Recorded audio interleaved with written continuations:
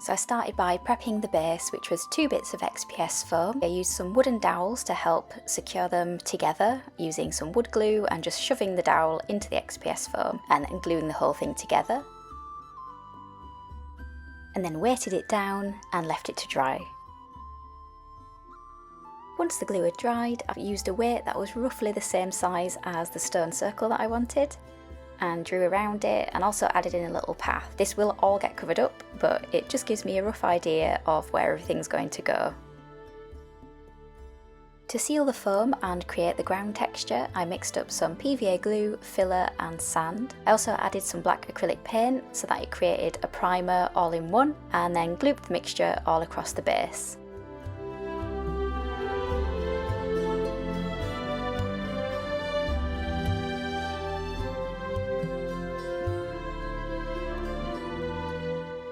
As the mixture started to dry and firm up, I used this tool to create some stippled texture. The aim was to try and make it look a bit more landscapey, but it kind of just looks like an Artex ceiling, so yeah. Once the base was nice and dry, I brought the weight back out and redrew my circle and path. I also then started marking out where I wanted the stones to go. As you can see, it's all done with incredible precision and accuracy, and it's not just me completely winging it. Well, maybe a little bit. I really should start actually drawing out plans.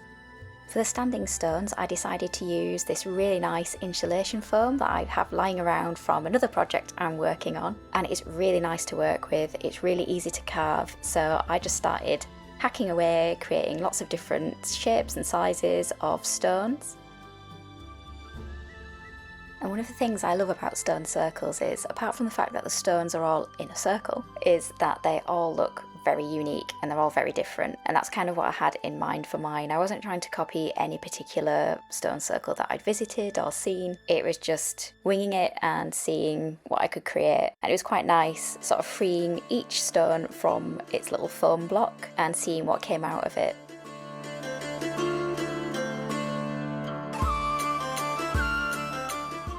Once I'd carved out all of the stones, I decided on a position for each of them and then gave them a number, otherwise I would get mixed up.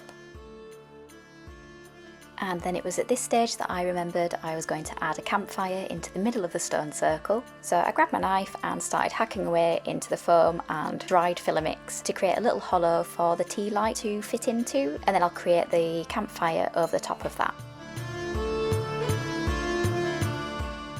And I think it's worth pointing out right now that foam is very messy when you're cutting into it and creates a lot of dust and bits and particles everywhere. So I've been wearing a mask for the entire process, so I definitely recommend to keep your lungs safe and wear a mask if you're doing anything like this. Not content with just one stone circle, I decided to create an inner ring of stones and also some smaller stones leading up to the stone circle.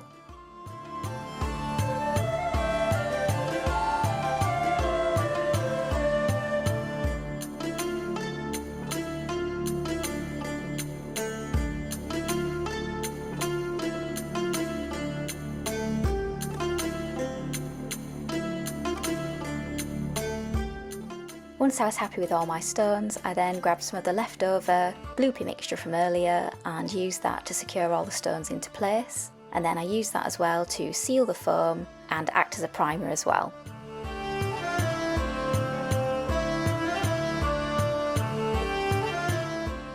My manager Rufus wasn't happy with the priming job at all, so once he was safely out of the way, I gave it a blast with some black primer. We've been having some beautiful weather here in the UK over the last few weeks, so I decided to take my painting outside, which I'll soon find out is a really bad idea, but anyway, I cracked on. So I started adding some different colours and tones to the stones. This is just to give it a more natural appearance. It doesn't look it at the moment, but it does just help create a little bit of the depth and a more natural look, and stops it from looking so sort of monotone. Most of it does end up getting covered up with the dry brushing and the other stages of painting, but anyway, it's there. And I'm using blues and yellows at the moment, but then I move on to greens and some peachy colours. And I was really enjoying sitting outside painting until I started to burn and started overheating quite a bit. So I packed everything back up and took my pasty self back inside to finish off the painting. Once I was back inside, I started going over everything with a light grey colour. I'm not too sure why I started doing this at this stage. I think the heat might have affected me a little bit, but anyway, that's what I started doing. And then I followed that up with a black wash, which is just some black paint watered down with, well, water. And then I drizzled that across all of the stones, and that just helps get in all the nooks and crannies, add some depth and bring back a little bit of contrast.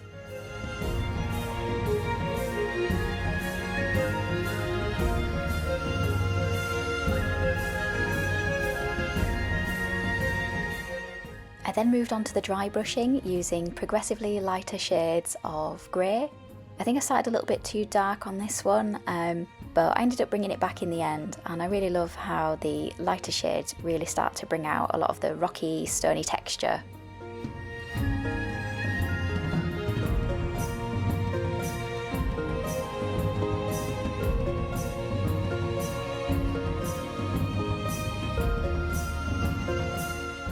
I really did quite a lot of dry brushing on this one, and it's because I really wanted the stones to look as realistic and stony as possible.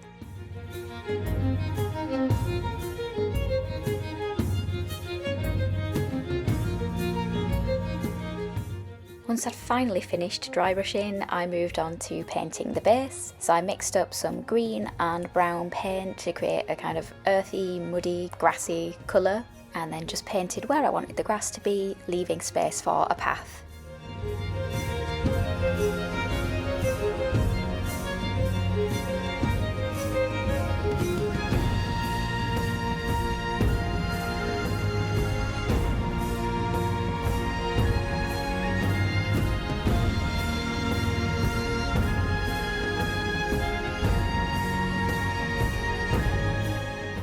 I really love this shade of green, so I took a little bit of it and dry brushed it onto the bottom of the stones to make it look like there was some moss or lichens growing there.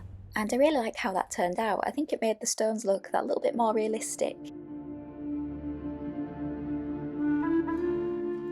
For the path, I added a lovely shade called Apple Cinnamon and some more brown to the remaining green paint, mixed it together, and then just started painting the path.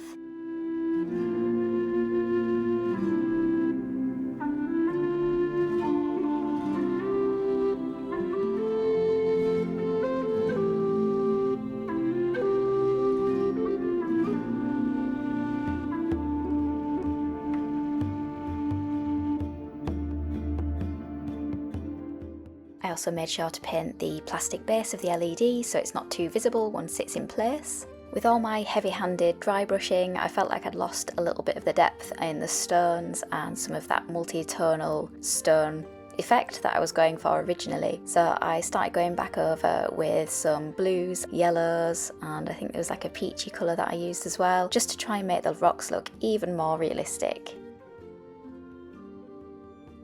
Now for my favourite part of diorama building, and that's dressing the diorama. So I started adding PVA glue all around the base where I wanted my grass to go. So it looks a bit patchy, and that's because in those gaps I'm going to add flowers and tufts.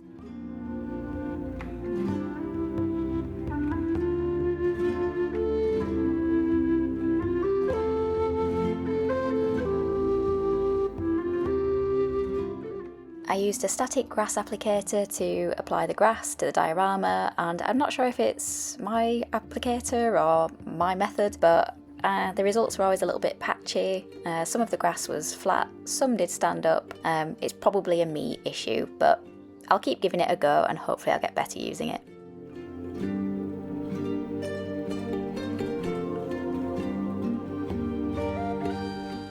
I then started adding different shades of grass tufts and flowers for a bit of variation, and I tried not to go too overboard because I really wanted to keep it looking as natural and as realistic as possible.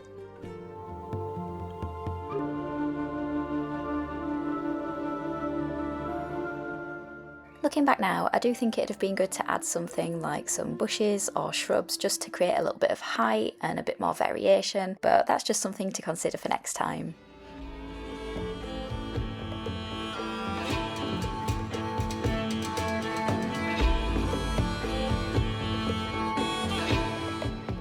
And I do quite like the addition here of the flower and grass tuft coming out of one of the stones, like a little microcosm.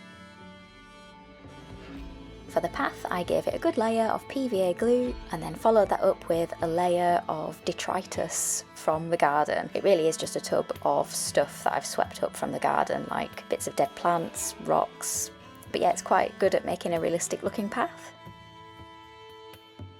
And finally, I just needed to make my campfire. So I grabbed some sticks from the garden from a very dead plant, some bits of bark, and then I used UV resin to stick the sticks against the campfire, and I just did a few layers of that to build it up and try and make it look as realistic as possible. For the flames, I used clear silicone sealant and some translucent orange paint from Citadel. I had a little tub of alcohol and the lid that I was going to use to mix it together. Oh, and some gloves as well because it is quite messy. So I started by trying something new and mixing the paint in with the silicone sealant to see if that worked. I wanted to make sure that it was still translucent enough to see the LED through the flames, so I left a little bit of the silicone sealant clear so that I could have a backup of clear flames just in case. To make the flames, you just kind of manipulate it around, you can kind of spike it up and it looks realistic-ish. And then using the alcohol on the side as well, that just helps stop it sticking quite as much. So yeah, I just kind of played around with it until I was happy with the flames. Whilst the silicone was curing, I used some scenic cement to make sure that all of the detritus and bits were secured in place. And as always, I was too impatient and started trying to pull the clear flames off of the lid before they were ready, so they just turned into a big gloopy mess. But the orange ones turned out okay, they'd already cured, and I gave them a quick test to make sure that I could still see the LED through the flames, and it was fine, so I was happy with those. And so the last thing to do was to add the fire to the diorama, and I think it's pretty much done. So let's take a closer look and see how it's turned out.